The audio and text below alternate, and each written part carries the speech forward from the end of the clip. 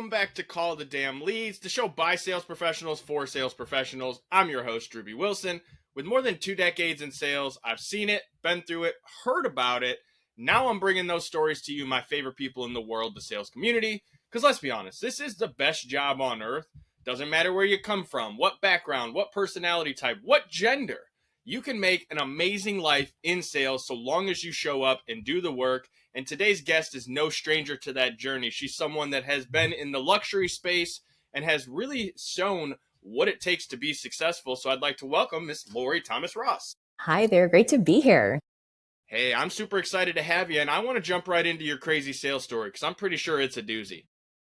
Well, know that my business today, I'm known as the marketing therapist, and I am very transparent with everyone I work with that I am a recovering salesperson.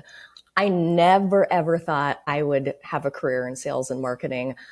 I was one of those kids that needed a job in my early teen years. I worked for JCPenney. I was this 15-year-old kid where, the store management's like, who's employee 844? Because she's out selling the full-time people. I was just educating people. I was like, I got to entertain myself from 5 to 9 p.m. So let me geek out on what a down comforter, the range was, whatever. So, I am a total accidental salesperson, crushing it in not luxury retail and then climbing the ranks. And so when I moved out at age 18 and was putting myself through college, I ended up selling cosmetics, and then I got recruited by Saks Fifth Avenue, selling couture clothing, dressing celebrities. I have people, I'm proud to say I've had people on the cover of People magazine and stuff I selected for them. When it does not matter what you're selling, whether you're selling down comforters or cosmetics or, $500 t-shirts, it's all about understanding your client's needs. And I didn't come from wealth. Something in my blood is super service oriented. And one of my personal shopping clients at Saks was in the fitting room. I was dressing her for a trade show in the internet world. And then she was like, you need to just leave Saks and come work for me on the internet. And I was like, I don't know what that means, but here's your shoes and your handbag. And she's like, no, I'm dead serious. Like, you would be an idiot to not take advantage of this. You're going to make so much money. And this was the .com boom, my friend, and no one asked how old I wasn't. And I was 21 years old. There was no job application. No one asked where I went to college. I didn't have a degree. And so suddenly I'm selling clicks on the internet, those like obnoxious banner ads back before Google. And I was drinking from the fire hose, and I was working with big brands, WebMD, LL Bean, all these brands. And I found myself in that same world of sales, which again, like they tell me to sell, I sold. But I found myself wanting to help beyond the taking the insertion order and uploading the campaign and delivering clicks and impressions and clicks. I'd say I have ideas for the language and the messaging. We can actually capture more attention and, what we can do with the landing page. And these clients were, again, .com boom. It was a stupid time. They're like, blah, blah, blah. We just need to keep buying more ads. And I saw the writing on the wall. And so I pieced out. I left the company right after they went public. Went back to Saks. They welcomed me back with the promotion and all that. And then I got recruited again to sell advertising for another company. And that's when I realized my sales work needed to be in online advertising. And I did that for years. And then I was transitioned from being a seller of online media to being a buyer of online media. And talk about sales flipped. I'm a salesperson's best friend or their worst nightmare, where I'm like, oh, no. Do not tell me you have not looked at my client's website before you got on this sales call. I was like, But on the flip side, I'm like, look, we can cut all the pomp and circumstance. Let's get to it. And so I just feel super fortunate that I'm in this world. I am so with you that sales it's a flexible career. I feel like sales is everything. I mean, personal branding, that could be a whole separate podcast where we talk about, the brand called you. And today I am 19 years into being an agency owner, and I work with intentional leaders, and they're rad humans, and we help them sell in a way that's ethical, effective, sustainable. And it does bring everything that I, learned by trial and of course life experience into the work that I do today. There's so much I want to unpack from this because it's a literal masterclass on what it means to be a great sales professional, and also understanding that to be great at sales, you have to understand marketing, because people don't buy from logos. They don't buy from, fancy brands. They buy from people. Now, those people might be wearing the fancy logos and representing those big brands and the corporations, but at the end of the day, everyone is attracted to those things because they saw someone, and that someone made an impression on them. And being someone who also did not come from wealth and had to figure it out by being tossed into like whatever sales opportunity came around, I love the idea of service-based sales. It's something I preach from the rooftop because ultimately, when you understand what your client is trying to get, the end result, whether it's something for pleasure, fancy shirts and nice shoes, or if it's to get out of the pain that they're in of, we're not making enough money, and if we can't turn this business around, we're going to have to shut the doors, which means that every family that has trusted me to provide them a paycheck, they're not going to have that anymore. And so what I'd be really interested to know, on your side of things is when you step into those conversations, how do you help these corporations understand that the marketing budget is directly tied to the sales revenue?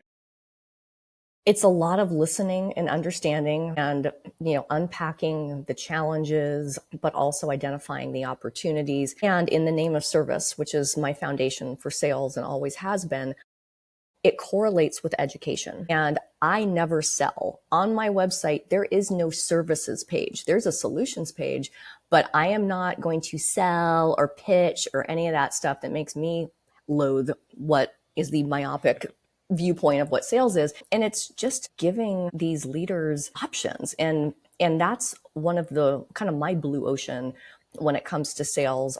I hear all the time, wow, you've spent way more time with us than other agencies, or wow, we came to you wanting SEO and you're telling us you won't work with me until I hire a virtual assistant because I'm about to burn out and there's these 10 other things I need to do.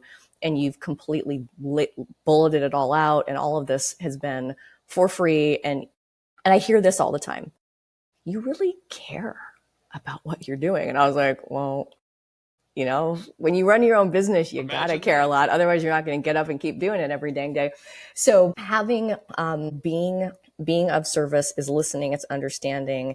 It's also not shoulding on someone and saying, you should buy this. I mean, this is psychology of sales. When you say, like, let's say I cold call you, instantly you're in the arms crossed. All right, let's hear it. Versus let's do an email introduction, or, oh, here's a referral, which is a great way to build. But you made a great point about the pain point of sales and providing for your families and your employees. There's often this kind of fear-based, I need to throw more money at ads, or I hope this is going to do it. It's like, you have to go back to the heart of what you're doing and your audience and their needs. And, that's where the most creative ideas come from.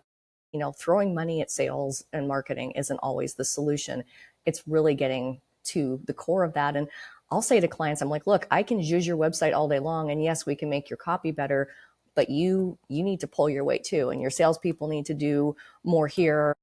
There needs to be more heart and soul, and not sending the templated email and just hitting people 15 times versus saying hey, I met you 2 years ago and I've noticed that you're advertising XYZ. And I bulleted a few ideas, I mean, if salespeople take a little more time to just, be more personal, forget quantity, it's all about quality. But to the point of education, when I used to teach, I taught for UC Santa Barbara and UC Berkeley. I had students that were wigging out right before the final projects every single time I taught. We'd have delightful classes until it was go time. And then all this fear and stress and ick yuck comes out. And finally, one day, I just write on the board, MARKEDING, waiting. This was in Berkeley, waiting for these students to tell the teacher she can't spell. I circled the ED and I said, it's all education. Stop thinking about marketing in the old school dynamic or old school definition of pitching and promoting. What do you want to help your audience understand? And this is sales 101. What do you want to help your audience understand? At Saks, when I had clients with 4 homes and I, thought about these ladies flying, from house to house, I'm like, would you rather fly with or without your Chanel makeup? If you want to just leave it at every single house, let me just ship it. Let me just take this one order times 4 to all your houses. And that's going to save you carry-on stuff. And they're like, great. $15,000 sale right there. So you have to think and you have to be of service. And It's the same thing today. If I have a client who's being a danger to themselves and others, my team and I are going to pick up the phone and we're going to be like, hey, stop touching your damn Google campaign on a Friday night because you don't know what the bleep you're doing. Like, we love you and effing stop it. And they're like, wow, like, right, we care. So, being of service, educating, stop thinking about sales as this like, cheesy, pushy, obnoxious thing, and just get right to the heart of where you can solve problems and be of service. This was, for me personally, one of the things that was like a major shift in my process and really helped me develop into where we are now, is when I was trying to learn marketing, because I was a sales guy. I've always been a sales guy. I always hated salespeople because I thought it was an icky, gross kind of thing. And yet, just so happens, as a young degenerate kid that grew up selling anything and everything I could get my hands on, to be more legitimate, sales was the only job that I could really find, because I've been covered in tattoos since 16 and it was not cool back then. It's definitely changed these days. But what I learned is I was trying to figure out marketing, right? It was, hey, these insurance guys, they're getting all these super cheap leads and we're spending 25 and 50 bucks a piece. If I could just get more leads, I'll sell more stuff. It's a math problem, right? More leads, more sales, more commissions. Easy. And as I was trying to understand the process, one of the guys that was he was the developer for the landing page builder software that I use. And I was in their Facebook group and I'm like, hey, how do I do this? And how do I add a Facebook pixel? And how do I do, all these silly little questions. And I'll never forget, the guy reached out to me and he's like, here's the deal. Everything you're asking in here is fantastic. And I'm willing to give you the answers that you need direct instead of having to go into the group. But I need you to do one thing for me. I need you to take the information I give you and teach other people in the community what you're doing. And if you're willing to do that, I'll give you everything you need. And I was like, hey, man, I really appreciate that offer. But if I give them the secret sauce, won't that take away from my ability to be successful? And he hit me with this. He's like, hey, man, everything I'm going to teach you, you could learn on YouTube. Do you want to learn it in a way that allows you to actually utilize it? I was like, well, of course I do. He said, then think about it in the way that when I teach you, you're going to go and teach the next person, because that's going to elevate you to a level of authority where people are now going to be reaching out to you and say, hey, man, how do you do this? And can you help me? And can I pay you to help me do this thing? And it was such a weird flip of the mindset around service-based sales. And I love what you said about, hey, sometimes we just take a look at something and we realize that, hey, throwing $10,000 a month at SEO is a Hail Mary attempt at you to do the thing, when ultimately you need like a $3,000 a month VA who's going to take all this stuff off your plate for you so that you can focus on the thing that's going to actually move the needle in your business. And there are a lot of companies out there that when you come to them in that sort of conversation, they're like, I'm not doing that. I'm going to go hire someone else. And then inevitably they come back and they're like, yeah, I wish I would have listened to you because you were genuinely trying to help me solve the big problem in my business. And it wasn't a marketing problem. It was that we're doing 9 different things and we're not doing one thing great. And so do you find that when you're having those conversations, there is a little bit of resistance from time to time from those kind of people? For sure. And, to wrap up your last point, giving to gain, right? Like, it sounds like you and I are totally aligned on that. And for folks that want change, that aren't willing to change, I always say, I can't save everybody, right? I'm the marketing therapist, but I can't save someone or help someone who's not ready to be helped. And that's it. When it comes to personal growth, I find there's like a spectrum. There's people that just have this like insane desire that are like, I will do whatever it takes. I'll hire the VA, I'll read the book, whatever. And then there's the extreme end, which is discomfort of like, I'm just like at my wit's end. I can't take it anymore. But the folks that are like in the middle, sometimes they're just not ready to move. And sometimes it takes one extreme or the other. And so just yesterday, I had someone come out of the woodwork. We did a proposal probably 3 or 4 months ago, and nonprofit organizations, so things move at a snail speed, which is like, I'm like wee, but we had the most amazing, just authentic. And she's like, here's where I'm at, and here's where we're at with the board, and the board loved your proposal. We just had all these things, and we just had this hour-long conversation where we revisited everything, got ourselves back, kind of reconnected. And yeah, it's just a matter of, it's not having attachment. And I think that's really important in sales too, is, the fear versus love, right? If you're like, I have to sell this, versus when you're more relaxed and you're like, look, I'm a badass and I can help you. And here's how I can help you. And you're like a little like versus like this extreme, energy, you can actually repel people when you have that desperation or that intensity. And so, I am with you in that sales can be perceived as icky, yucky, all of those things. When you have a relaxed approach to it and you as the seller are more relaxed in the way that you write content and the way you post on social media, your interviews, all of that, that vibe does attract to the right tribe. But yes, I mean, some people just aren't ready. Bless them. They'll come back when they are. And sometimes they will cheat on you and see other people and then they will come back. That's okay too. Well, and I think this leads perfectly into your point earlier about personal branding. And, again, this could be a 5-hour podcast. So we don't have that much time, but I want to lean in on this topic because it's something that I think so many sales professionals are missing. And it's because they just don't genuinely understand that, again, people buy from people. And the way that you represent yourself with your content and your emails, before we started this, you were talking about, hey, I genuinely appreciate reading your emails. And if you go to your inbox right now, there's hundreds of pieces of templated, boring, AI written, which I'm not hating on AI because I use it too, but you have to add your own flavor. And the ability for you to be able to brand yourself as someone who's genuine, who's trustworthy, who's willing to pretty much give away the entire game and secret of how to do all this stuff, it's the difference maker. Because when people know that you're the person that has the answer to their problems because you've already given them all the solutions, they start to realize that, hey, I have the answers, but I still don't want to go and learn how to do this. I don't want to learn how to write SEO or how to change websites. Like, this person has already proven to me that they are the person for me. So let me just call or set up an appointment or whatever that looks like. And it makes the sales conversation much less about sales and all about, hey, here's the service, here's the expectations, this is what it's going to look like.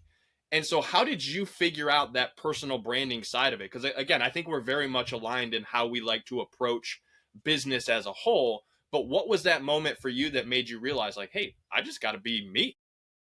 This is actually really funny. So I've been doing this for my clients for, you know, 20 years. And I had created some very early, this was for LinkedIn Learning when they were owned by another company. I created online marketing courses for them when I used to live in California. And we'd have a lot of time in between being in makeup and, lunches. And they asked me about what I did for work. And I talked about my clients who were thought leaders and how we extracted all this great content from their brains, help them write in their voice, position them as leaders so that they were not just, their brand was elevating business overall, how we were actually helping employees at these organizations elevate their personal brands. And so I got a call, months later, and they're like, hey, we'd like you to do a course on personal branding. Thank goodness we were not on Zoom because my eyes would have bugged out. I had no idea what the bleep personal branding meant, but Sales 101, and especially for women listening, women over explain.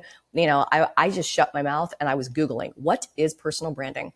I created a course on it. When you teach it, you learn it. Personal branding is the act of the brand called you and leveraging that. When I taught the course, it breaks down to owning your expertise. What do you know that you can teach others? It's about your personality too, right? When I read your content, I feel like I'm with you. And I was telling you before we got on this, I was like, I love your content. And you're like, no, thank you. I'm like, no, thank you, because I actually enjoy reading it and I get it so much nutrientless blah in my inbox. But I feel like, your personality is pumped into that. And the last piece of it is style. And that's where we do look at our logos, our brands, our photography, even our personal style. I'm able to bring my background in personal styling to some of my clients. And I've helped wardrobe clients, not all of them, but some of them that do retreats with me. We do the whole enchilada. And so expertise, personality, style, and some of us are a little more introverted. And so those are the folks where I'm like, no, don't put yourself out in front of video because that's not you. And so we have to be sensitive to those three areas. But the magic secret sauce here and the power of content in the word authority is the word author. And when you get all of that brilliance out of your brain, and whether it's video, social media posts, blog posts, email newsletters, PR interviews, that helps solidify your brand, which also attracts folks. And I got hired a couple years ago by a major car brand to do a session on personal branding for all of their sales staff because these folks were not even visible on the World Wide Web to clients who already knew them, liked them, and trusted them. Our best clients are our current clients. And if we can find ways, not only trying to remember every person's cell phone, but if someone's like, who was that great salesperson at Subaru or Chevrolet or wherever I'm at, being on LinkedIn, being Googleable, using things like LinkedIn as your interactive Rolodex so that, you are accessible. There's just so many creative things that you can do. And I'm glad that we were able to tap into personal branding. That's a good point to ponder as navigate sales. I'm going to steal Jeff Bezos's quote because I think it applies perfectly here, but your brand is what people say about you when you're not in the room. And I think that is the ultimate key to being successful with building a personal brand is what are people saying when you're not around? What's the conversation that they're having? Are they at home talking about, oh man, I went to the dealership and I had this jerk that was just trying to hard sell me on this thing, blah, blah, blah, blah, blah. Or is it, hey, you know what? I got on a conversation with Lorrie and she totally like blew me away with how much like just content and value she gave me. And even though if it didn't work out for us, they're going to tell other people about what that conversation was. And as you mentioned earlier, referrals are the greatest gift any sales professional can receive. And if your personal brand isn't doing so in a way that has people talking about you when you're not sitting right there in front of them, you're missing out on so much growth. And that's what it comes back to. How do you style yourself? How do you communicate with people? How do you act when you're in the room having that salesy conversation? Because if people feel like they're making a decision, they're much more likely to feel good about it versus being say, yeah, this guy totally sold me on this thing. And like, I don't know, it works, but I don't, right. And I think that is where you really are shining in your ability, Lorrie, to step in and just say, hey, this is what we do. This is how we're going to do it. If you like it, cool. If not, that's totally cool too. I'm not here to pressure you one way or the other, but I am here to educate you enough to make the right decision for you. And that's the key thing is that the client has to make that decision. When you oversell and they feel like, oh, so-and-so pushed me into this, logically you're already like hosed versus here's option A, here's option B. Look, we can pour lighter fluid on this and blow you out of the freaking water, or we can start small and snowball. There's no right or wrong answer. And then they're choosing, and then it's their decision. That is so important, the psychology of sales, and making sure that you're an ally and that it's not a transact. This is we'll wrap with this, right? It's not about the transaction, right? I would not still be in business if I focused on transactions. It's all about relationships. There's an art of sales, there's a science of sales, but when there's a heart and you're actually given a darn, then you're set for life. The only constant's going to be change, right? Trends are going to come and go. AI's here. I still remember getting hired to go speak to like oil executives who were like male, pale, and stale. It's a whole other topic, but speaking to them, and I was hired to convince them that social media was not going away. Like, I mean, I'm old. You can't see how gray my hair is, but it's, I've seen it all. And while the trends and the changes are always constant, there's nothing that's ever going to change when it comes to being of service, being supportive, and caring. And, we could probably nerd out on this for like the next 4 or 5 hours. And I want to be respectful of your time because I understand that time is our most valuable asset. And so what's the best way for me and the listeners to come and follow you? I'm sure you're putting out amazing content as well. So how do we come check all that out? Well, I walk the talk. So you can just Google me, Lorrie Thomas Ross. It's Lorrie Thomas Ross. You can look at my hairstyles over the years on Google Images. That's a hoot. But yes, LinkedIn's a great way to connect and reach out, or via our website, webmarketingtherapy.com. And this was so fun. Always great to chat with like-minded sales folks. And yeah, just keep doing what you're doing. It's fantastic. I appreciate those kind words more than you know. And I'm gonna ask one last thing before we get out of here. Let's say that, because sales is such a diverse industry, there's new people coming in every day, people leaving, if we're blessed enough for someone who's just started in sales to Google us, hey, how do I make more sales? And somehow they land on this episode of the show. Could you give them one piece of advice on how to be super duper successful in this industry? Just one thing that if they do consistently will help them win. The one thing is three meaningful connections a day. That's it. And that can be, and that's not just a like shooting an email like, hey, following up on this proposal, but hey, I actually thought about you the other day, and we have this new intern, and so great, and they might be a great contact for the company. Anything you can do, give to gain, right? Anything you can do that's truly meaningful, or sending a text. Like one of my CEO best girlfriends, it was her birthday yesterday, and it wasn't just happy birthday. I made a point to say to her, like, what a light she is in my life, and like how much she means to me. And that's not going to necessarily put sales in my pocket, but that to me was a meaningful connection. And when you are radiating that, and you're keeping the focus on a meaningful connection, then you're good. You're good. And that's doable every day. That can be a LinkedIn check-in. That can be a pick up the phone call. But if you do that, you're good. I'm going to take this one step farther, Lorrie, because I love this meaningful connection, and the birthdays is such a simple way, right? So I label myself as introverted. Of course, I've had to learn to be extroverted and get on camera and do all the things to speak on stage, because it's a whole beast in and of itself, right? We won't go down that path. But here's something that I do almost every day. I'm not going to say I'm perfect and I do it every day. Sometimes I miss, so I have to go back. But on these social media platforms, Facebook, Instagram, LinkedIn, I don't know if Instagram does it, but I know Facebook and LinkedIn does. It'll tell you whose birthday it is. You want to create genuine connections. You want to really impact someone. Look at that list of birthdays, pull your phone out. Hey, Lorrie, I saw it was your birthday. I just wanted to reach out and tell you happy birthday and remind you to crush the day before it crushes you. Your support means the absolute world to me. And if there's anything I could ever do for you, just please feel free to reach out. In the meantime, though, go have an awesome birthday, have some fun, and make the best of the day. Boom. 10, 15 seconds. You do 5 or 6 of those a day.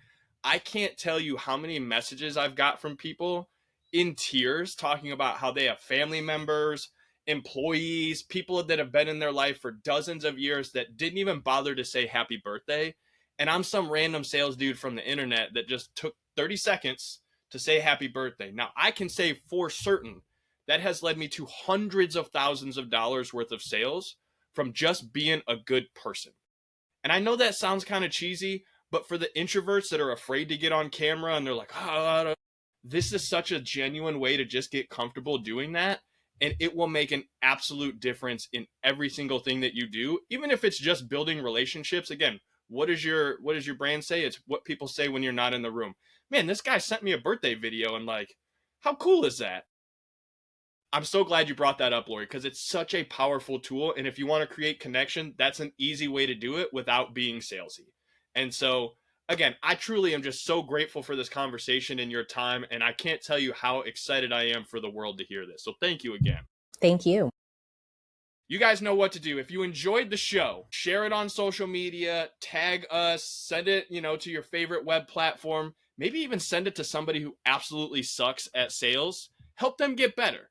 That's what this show is all about, sharing these stories, letting you know that it doesn't matter where you come from, what background, what personality, or even what your experience is in sales. There's always something you can be doing to get better. And if you have a crazy sales story, I want to hear it.